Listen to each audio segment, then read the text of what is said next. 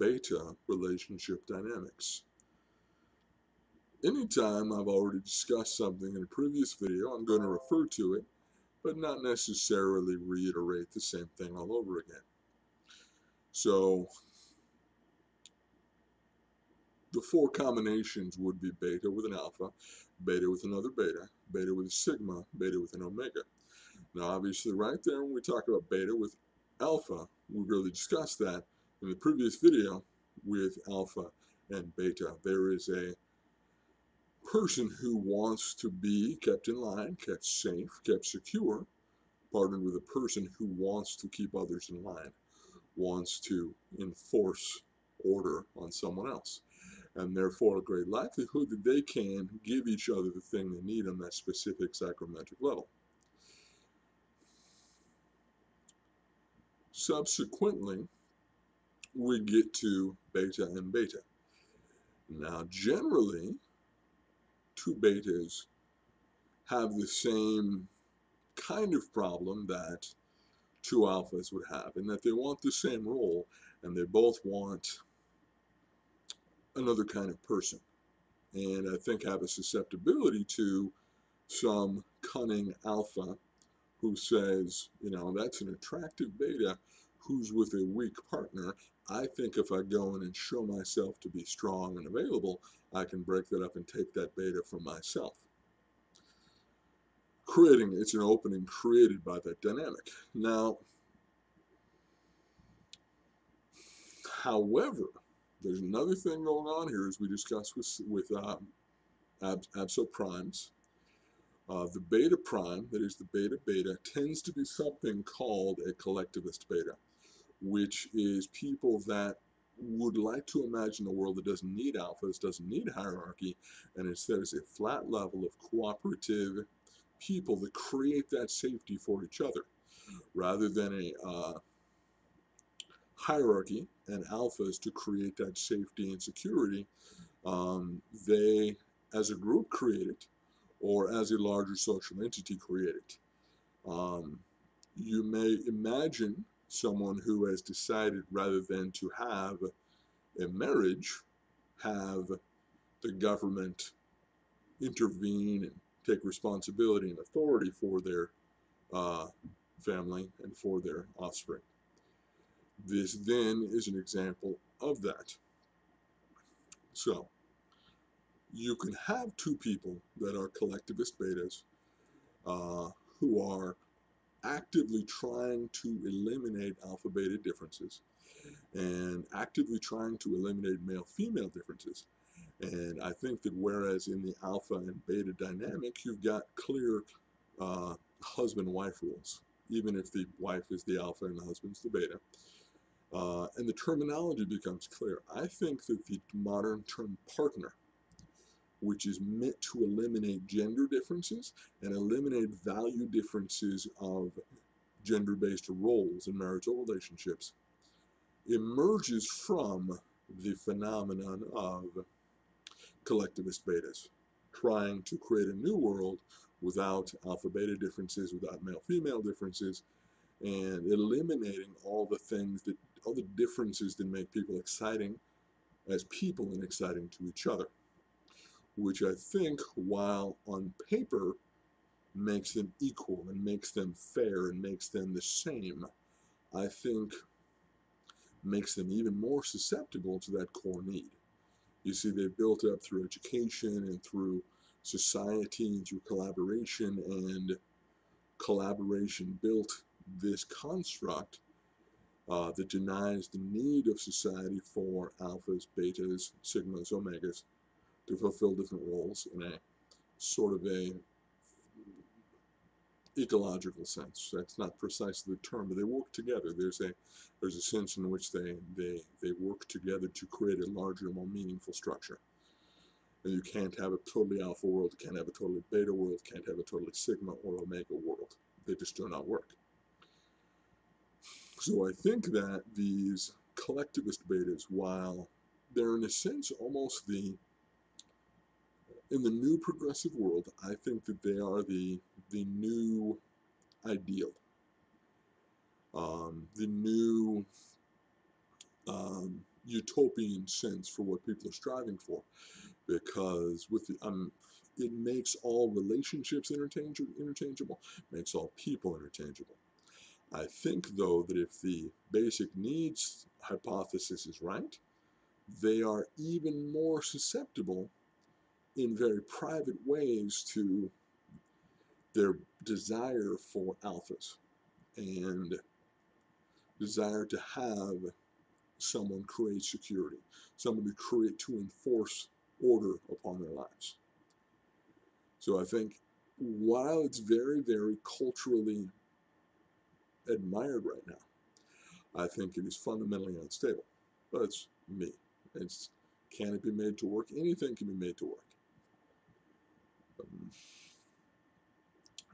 the beta and sigma combination have a great deal of conflict, much like the alpha and omega uh, conflict. Because what a beta wants is autonomy.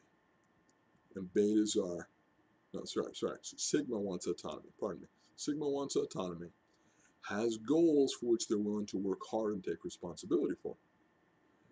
They have no interest in being placed into hierarchy.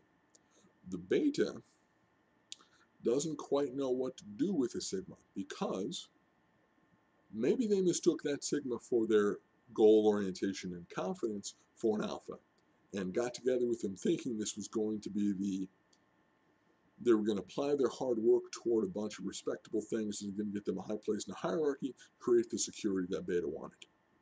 And then the sigma proceeds to invest their life in something that doesn't lead to respectability.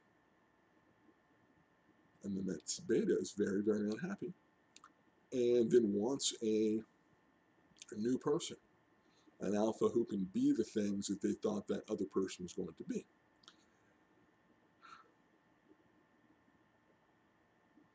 When a beta feels responsibility for somebody and that person can't be the alpha, they try to herd them under their wings to try to make them betas too.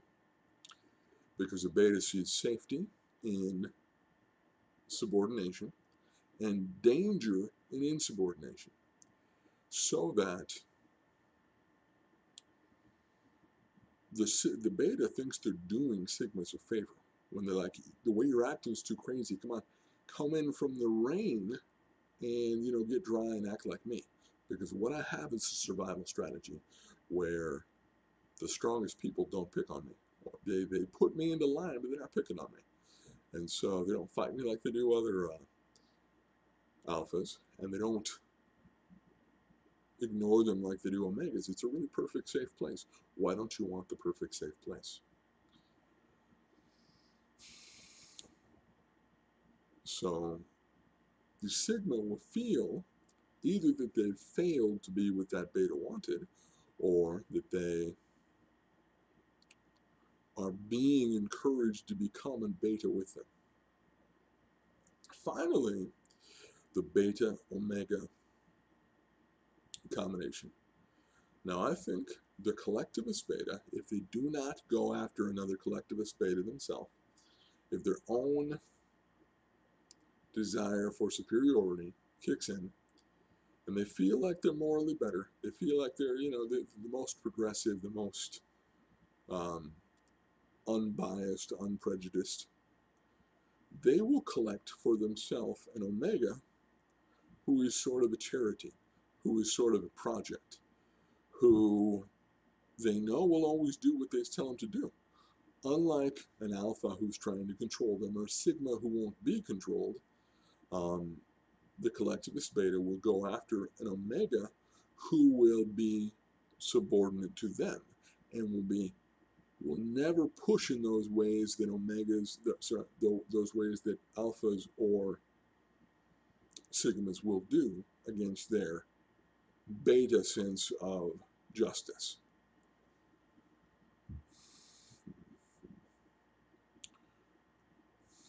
When I was young, I had just come off a 12-year involvement in music, and it came to an end. And I was so tunnel vision, I wasn't romantically involved with anyone. I didn't know how to date. Very confident, and I think I gave an alpha impression because, well, the confidence combined with I dressed to impress, which was having to do with being like a would-be rock star, not trying to be like a boss. But the two things can overlap. I married a woman who presented herself to me as a really submissive beta. Now, we didn't really understand too many psychometric things at that time. I didn't know alpha and beta terms or MBTI terms. Now, what I discovered is that we're both fooling each other. We're both being a different person than we intended to be. And so we kind of had an interesting couple of first years where I thought we were having a enjoyable alpha beta dynamic. And then I discovered I wasn't really much of, I mean, what I am technically is a sigma alpha, a sigma with a desire to lead, but not the alpha desire to put people in line. Those things exhaust me, and also I lose my respect for people if they make a promise to me and then break it to me. So, but alphas don't mind that in relation to correcting betas over and over again. So that's why I'm not a alpha. What I discovered was that the woman I was married to was in fact something much more like a collectivist beta, who, as time went on, I thought tried to steer me toward being another collectivist beta with her, where everything was fair and even and egalitarian, and we didn't have male-female differences or, male-female roles or anything like that. Just very flat level, egalitarian, androgynous maybe is a way to put that. And I couldn't go with that because what happens, because a sigma does not exist in an alpha beta continuum, when you try to push down on a sigma to put them into a beta place, they end up in an omega place. They end up depressed and despondent and disempowered. They're not at all reassured or made better or like made to feel safe by somebody putting them into line. And ordinarily, obviously, that's alphas doing that. But in this case, it was a collectivist beta and a sort of committee of collectivist betas who thought, what would be really great is if Ben was transformed into this progressive thing of a collectivist beta male. Toward the end, my role was diminished to absolutely omega, maybe sigma omega, because I can't really stop being sigma.